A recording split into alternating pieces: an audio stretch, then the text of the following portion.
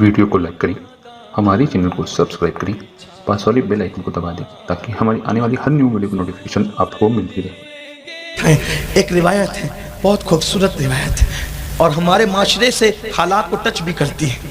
فاروق اعظم رضی اللہ تعالیٰ کے دور میں، حضرت عمر ابن خطاب کے دور میں ایک جوان تھا۔ اس جوان کی آنکھیں ایک خوبصورت لڑکی سے لڑ گئی، حسین و جمیل لڑکی سے اس کی آنکھیں لڑ گئی۔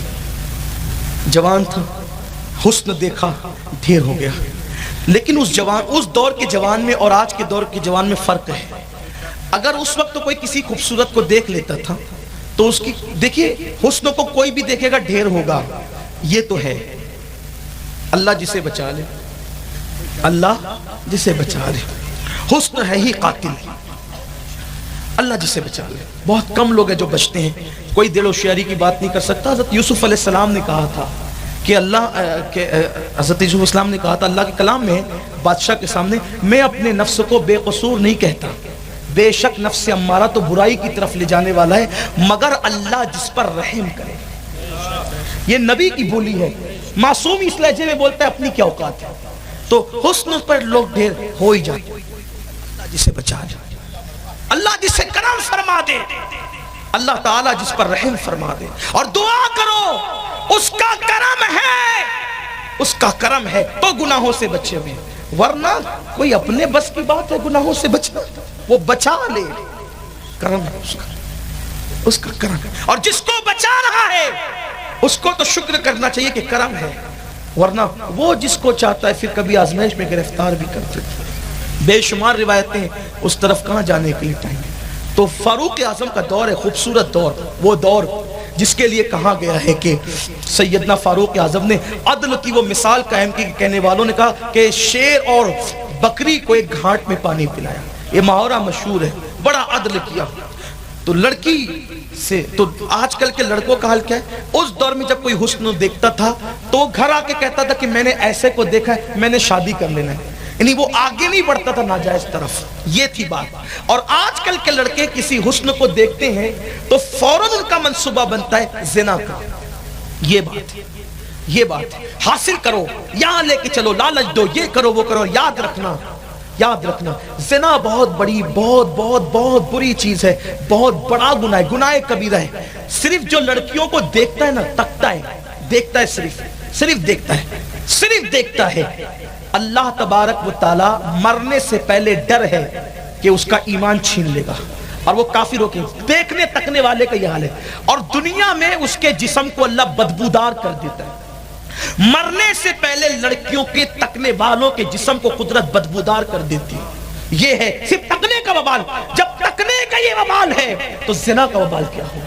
کہنے والے مفکر نے کہا ہے کہ جب کوئی زنا کرتا ہے تو اگر وہ 7 سمندر کے پانی سے غسل بھی کر لے، جملے پہ توجہ کریں، کوئی زنا کرتا ہے تو 7 سمندر کے پانی سے وہ غسل بھی کر لے، تب بھی اس کے دامن پر جو گناہ کا دھبا لگا ہے، 7 سمندر کے پانی بھی اس گناہ کے دھبے کو دھل نہیں سکتے۔ اور اس کے غسل سے جتنے قطرے بہتے ہیں، ہر قطرے کے بدلے میں شیاطین پیدا ہوتے ہیں، اور وہ شیاطین قیامت تک کے پاپ کرتے رہیں گے، اور ان سب کا عذاب اس کو ملے گا جس کے زنا کے غسل کے قطرے سے وہ شیاطین پیدا ہوئے۔ یہ ہے زنا کا، یہ تو میں نے سرسری بتا دیا، عنوان یہ نہیں ہے، ورنہ زنا کا وبال سنے تو پتہ چلے کہ کیا ہے۔ اور لوگ اس کو دھڑلے سے کر رہے ہیں، دیکھ بھی رہے ہیں، زنا کر بھی رہے ہیں، تباہی نہیں ہوگی تو کیا ہوگا؟ تو نہیں، اسلام نے راستے کھلے رکھے، راستے کھلے، حلال ذریعے سے جاؤ، حلال ذریعے سے، حرام ذریعے سے مت جاؤ۔ اور جو لڑکی اور جو لڑکا، جس لڑکی کی تقدیر میں جو لڑکا لکھا ہوگا اور جس لڑکے کی تقدیر میں جو لڑکی لکھی ہوگی، اس کو مل کے رہنا ہے۔ تقدیر سے زیادہ کسی کو نہیں ملتا، تقدیر سے کم بھی نہیں ملتا۔ جو چیزیں تقدیر میں لکھی ہوتی ہیں نا، وہ ڈھونڈتی رہتی ہے، ہمیں تلاش کرتی رہتی ہے، اور وہ ہمیں مل کے رہتی ہے، مل کے رہنا۔ کبھی سنا بھی نہیں تھا پیپاڑ کون سا علاقہ ہے، کبھی نہیں سنا تھا، یہاں کا پانی لکھا تھا، دیکھو کیسے بہانے سے قدرت نے پہنچایا۔ اچھا ماشاءاللہ، دیکھیے 2 مرتبہ بتا رہے مولانا صاحب آئے، اصل میں اتنی جگہ جاتے ہیں کہ یاد ہی نہیں رہتا ہے، اتنی جگہ جاتے ہیں کہ یاد نہیں رہتا ہے۔ خیر اگر آئیں تو اچھا، آپ لوگ کو یاد ہے، آپ نے یاد رکھا، ہم نے تو جفا کی کہ ہم بھول گئے، آپ نے یاد رکھا، بڑی مہربانی آپ کی۔ تو عرض یہ کر رہا تھا تو یہاں پانی نہیں، یہاں کے پانی نہیں پہنچا ہے، لکھا تھا قسمت میں، دانے نہیں پہنچا ہے، لکھا تھا قسمت میں. اور اسی طرح بیوی بھی تقدیر میں لکھی ہے، بچے بھی لکھے، ملنا ہی ملنا ہے، ملنا ہی ملنا ہے. نہیں جانتے جناب زلیخا رہتی ہے یمن سے پار، حضرت یوسف رہتے ہیں ملک شام میں، اور ملانا ہے مصر میں. تو دیکھو کیسے انتظام ہوتے ہیں، خواب دکھایا جاتا ہے، بھائیوں کو دشمن بنایا جاتا ہے، بھائی مار پیٹ کے کنویں میں ڈالتے ہیں، کنویں سے نکالا جاتا ہے، پھر فروخت کیا جاتا ہے، الزام لگائے جاتے ہیں، پھر اس کے بعد جیل میں ڈالا جاتا ہے، پھر تخت پہ بٹھایا جاتا ہے، اور پھر زلیخا کو نئی جوانی دے کر ملایا جاتا ہے. ملانے کے انداز. امام حسین رہتے مدینہ منورہ میں، شہر بانو رہتی ہے ایران میں، کنیز بنا کر مسجد نبوی کے صحن میں بٹھائی جاتی ہے. لوگ مشورہ دیتے امیر المومنین آپ کا حق ہے، یہ جرأت مند خوبصورت لڑکی آپ کی نکاح میں ہونا چاہیے، لیکن یہ عشق اہل بیت فاروق اعظم کا. کہا یہ لڑکی کوس رہی ہے، کیا کوس رہی ہے، کس کو کوس رہی ہے، غصے میں کیا کہتی ہے؟ کہا یہ اپنے باپ داداؤں کو کوستی ہے، کہتی ہے. دیکھو حضرت شہربانوں کی شان. جب یہ مسلمان نہیں ہوئی تھی تب کی بات ہے، اماموں کی ماں، زین العابدین پاک کی ماں، باقر امام باقر کی دادا، امام باقر کی دادی، امام جعفر صادق کی دادی. تو کہا یہ کیا کوشش، کہا یہ کہتی ہے کہ ہمارے باپ داداؤں کے اندر ہمت نہیں تھی، مسلمانوں سے لڑے کیوں، بھاگ گئے چھوڑ کے، ہم نے کبھی آنگن نہیں دیکھا اپنے گھروں کا، اور آج مسلمانوں کی قیدی بن گئی ہم لوگ. کہا واہ، یہ حالت اسیری میں اس کی جرأت اور اس کی حیا کی شان تو دیکھو کہ کبھی اس نے اپنا آنگن نہیں دیکھا. اور لوگوں نے کہا اسی لیے کہتے ہیں کہ آپ کے نکاح میں ہونا چاہیے. فاروق اعظم نے کہا نہیں، جب اتنے اونچے گھرانے کی بیٹی ہے تو اونچے گھرانے کی بہو بھی بننا چاہیے. اونچے گھرانے کی، پھر کیونکہ دنیا کے اعتبار سے گھرانہ اونچا تھا، نوشیروان کا گھرانہ، تو آپ مذہب کے اعتبار سے بھی اور ہر اعتبار سے بھی جو گھرانہ اونچا ہے. فرمایا حسین کہاں ہے، مولا حسین تشریف لائے. فرمایا یہ لڑکی بڑی غیور ہے، غیرت مند ہے، اور میں یہ چاہتا ہوں کہ اس کو آزاد کر کے آپ اس سے نکاح کریں. اور پھر یہ بھی کہا تھا اس کی پیشانی میں ایسا بچہ دیکھ رہا ہوں جو صرف عابد نہیں ہوگا، عابدوں کا سردار ہوگا، جو زین العابدین ہوگا، اللہ ہوگا. ملایا قدرت نے کیسے ملایا، شہر بانوں کو مدینے تک پہنچایا. اور امام حسین کے اس طرح کی بے شمار داستان. مت بھٹکو ناجائز رستے میں، جو لکھا ہے ملنا ہے، تقدیر میں جو ہے وہ ملنا ہے. قدرت ملانے کے انداز جانتی ہے. وہ فاروق اعظم کا خوبصورت سا دور، وہ لڑکے کی نظریں لڑکی سے چار، اس نے اس لڑکی سے کہا مجھے آپ سے محبت ہو گئی، میں آپ کو پانا چاہتا ہوں، میں آپ کو پانا چاہتا ہوں. لڑکی نے خوبصورت جواب دیا ایک شرط ہے، میں آپ کی ہو جاؤں گی، ملوں گی آپ کو، ایک شرط ہے امیر المومنین فاروق اعظم کی اقتدا میں 40 دن تک با جماعت نماز پڑھو.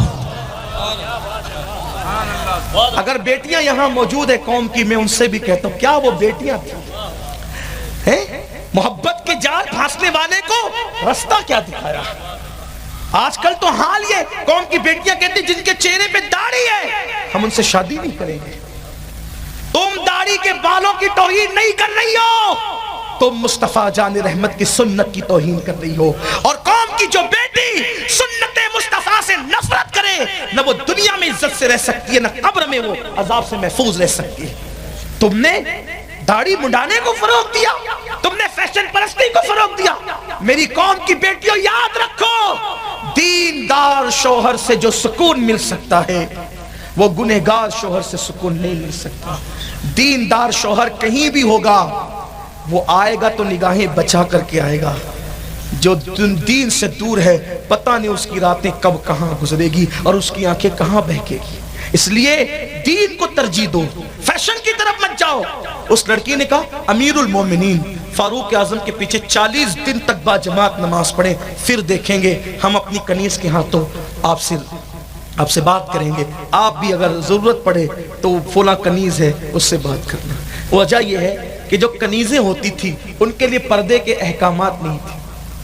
کنیزیں پردے کے احکامات صرف آزاد عورتوں کے لیے تھے. بلکہ خوبصورت سی بات پردے پر آئی تو مجھے اچھی طرح ایک بات یاد آئی کہ عزت دار عورتوں کے لیے اور آزاد عورتوں کے لیے پردہ ہے، ان کی عزت بڑھانے کے لیے، کنیزوں کے لیے نہیں. جو لڑکیاں بکتی تھی نا بازار میں، انہیں کنیز بنا کے خریدا بیچا ہے، ان کے لیے پردہ نہیں تھا. وجہ صحابہ کرام کی فکر کیا تھی؟ جب حضرت صفیہ حضور علیہ السلام جب گئے تھے نا جنگ کے موقع پہ، تو خیبر میں حضرت صفیہ کنیزوں میں تشریف لائی تھی، تو حضور علیہ السلام نے ان سے نکاح کیا، ولیمہ بھی کیا۔ صحابہ جو اکثر تھے، کچھ کو پتا چلا، اکثر کو پتا نہیں چلا کہ نکاح ہوا یا نہیں ہوا، تو صحابہ آپس میں باتیں کرنے لگے، ابھی پتا چل جائے گا، بے چین کیوں ہو، ابھی پتا چل جائے گا، بے چین کیوں ہو؟ کہا کیسے پتا چلے گا؟ کہا اگر حضور علیہ السلام صفیہ کو بے پردہ رکھیں تو سمجھ لینا کنیز ہے، اور اگر صفیہ کو پردہ کرا دے تو سمجھ لینا کنیز نہیں ہے، یہ ام المومنین بن گئی، آزاد کر دی گئی ہیں۔ یعنی کنیز کو اور آزاد کو پہچاننے کے لیے پردہ معیار تھا، یہ صحابہ کی سوچ تھی۔ تو اس لڑکی نے کہا جو بات کہنا ہے میری کنیز سے کہہ دینا، ہم بھی کہہ دیں گے۔ ایک دن 2 دن گزرا، گناہوں کی بات دل میں تھی اس کے، کسی طرح خیال میں رہی ہوگی۔ 40 دن گزرے، 40 دن کے بعد اب اس لڑکی نے چاہا کہ اب آئے گا پیغام، آنا نہیں تھا، نہ آیا۔ آخر کار انہوں نے خود کنیز کو بھیجا اور اس لڑکے سے کہا کیوں 40 دن پہلے تو ملنے کی بات کرتے تھے اور ایک دوسرے کو پانے کی بات کرتے تھے، اب کہاں گیا، کیا ہے، کیا خیال ہے؟ لڑکے نے جواب دیا نہیں، 40 دن کی نمازوں کے بعد اب دل میں خدا بس گیا ہے، اب کسی کی ضرورت نہیں ہے، اب گناہ کا تصور دل میں نہیں ہے، یہ نماز ہے، آؤ اگر نیک بننا ہے نماز کی طرف آؤ، دنیا میں عزت پانا ہے نماز